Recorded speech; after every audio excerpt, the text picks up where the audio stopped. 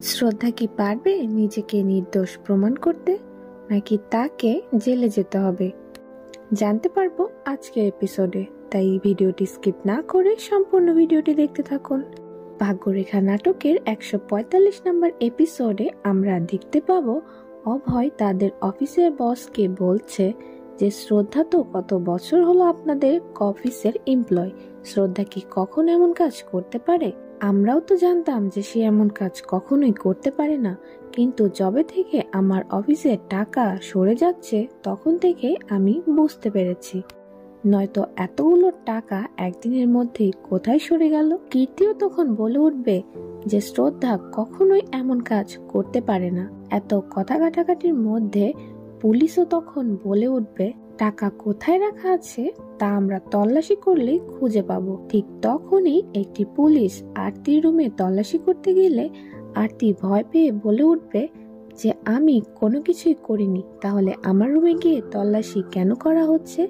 এই কথার উত্তরে একটি লেডি পুলিশ আরতিকে ধমক দিয়ে চুপ করিয়ে দেবে। অতঃপর আমরা দেখতে পাবো তল্লাশি করতে গিয়ে পুলিশ টাকাটি পাবে অভয়ের ব্যাগের মধ্যে থেকে। এটি জানতে পেরে সকলে তো অনেক আশ্চর্য হয়ে যাবে। এর সাথে খুশি হয়ে ইন্সপেক্টরকে বলতে থাকবে যে টাকা তো পাওয়া গিয়েছে, তাহলে এখন আপনারা চলে যান। কিন্তু সেই সময় শ্রদ্ধার বস বলে উঠবে যে না, টাকা যখন সরেছে তাহলে কেউ না কেউ তো নিয়েছে, আমি শ্রদ্ধাকে জেলে পাঠিয়ে ছাড়বো।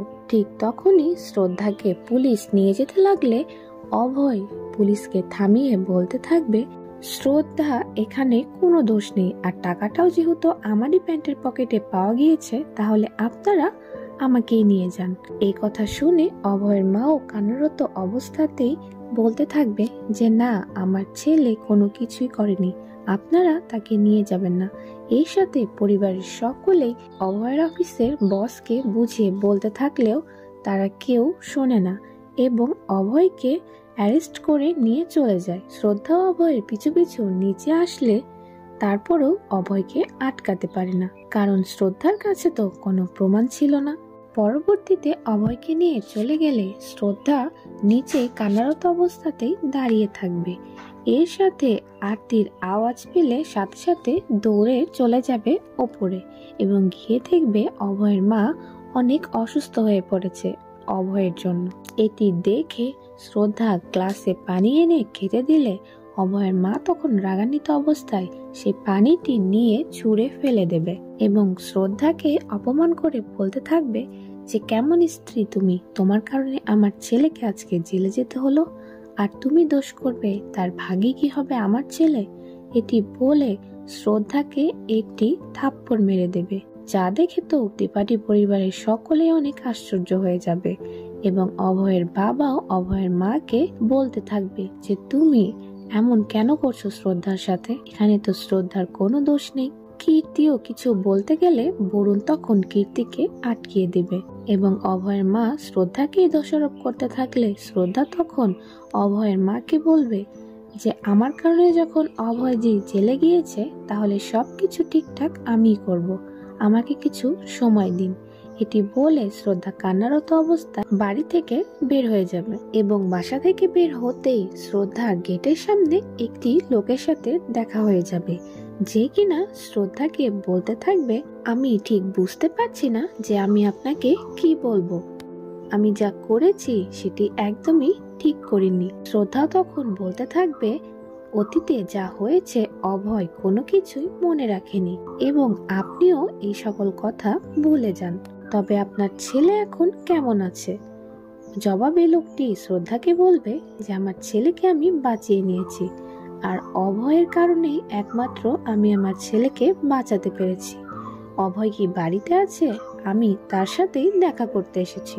আর এই কথা শুনতেই শ্রদ্ধা তখন নিজেকে কন্ট্রোল করতে না পেরে কান্না করতে থাকবে, যা দেখে লোকটি শ্রদ্ধাকে বলতে থাকবে যে ভাবি সবকিছু কি ঠিক আছে, আমাকে বলুন। পরবর্তী দৃশ্যে আমরা দেখতে পাবো যে বরুণের বাবা অভয়কে ছাড়ানোর জন্য ফোনে কারো সাথে কথা বলছিল। ঠিক সেই সময় কীর্তি সকলের সামনে বলে উঠবে যে বাহ, আপনি মা হওয়ার অ্যাক্টিং তো খুব ভালোই করতে পারেন, কিন্তু শাশুড়ি যে কেমন সেটা তো আপনি দেখিয়ে দিলেন।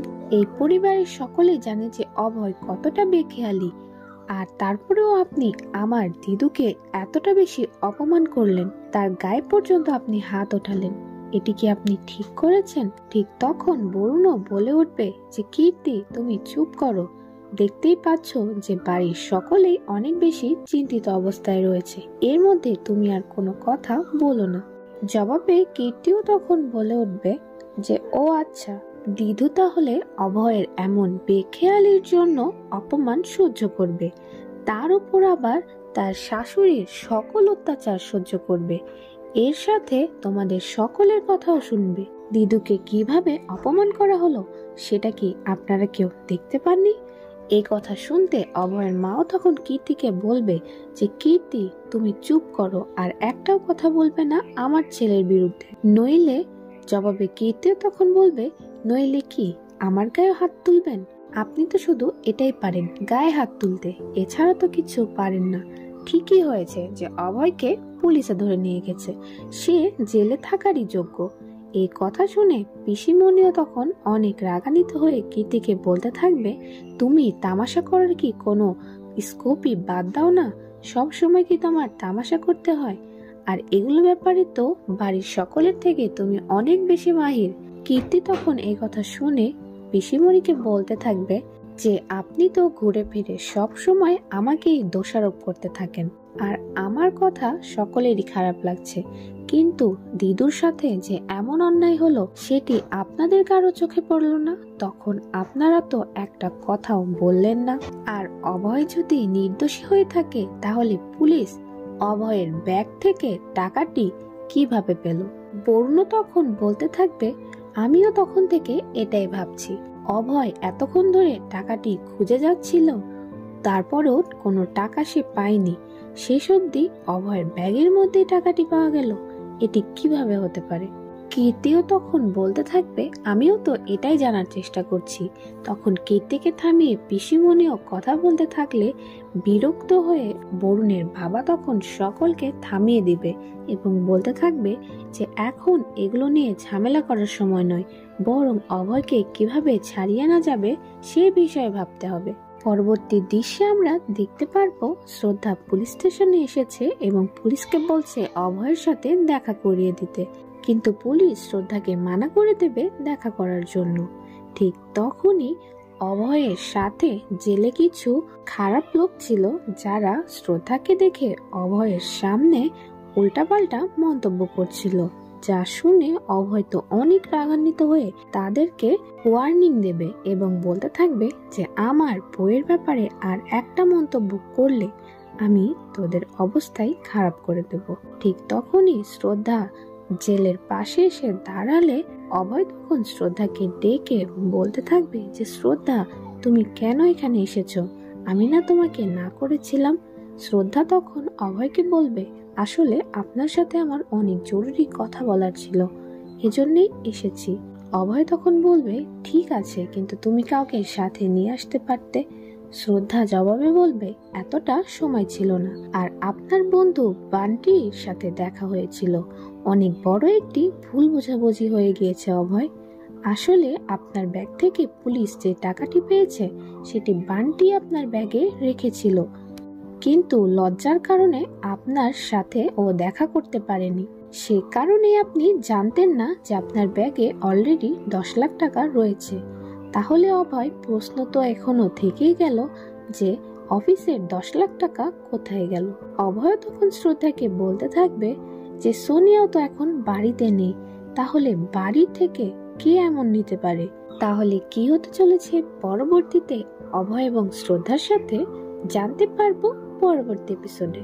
আর পরবর্তী এপিসোডটি সবার আগে পেতে হলে অবশ্যই আমাদের চ্যানেলটিতে সাবস্ক্রাইব করে রাখুন।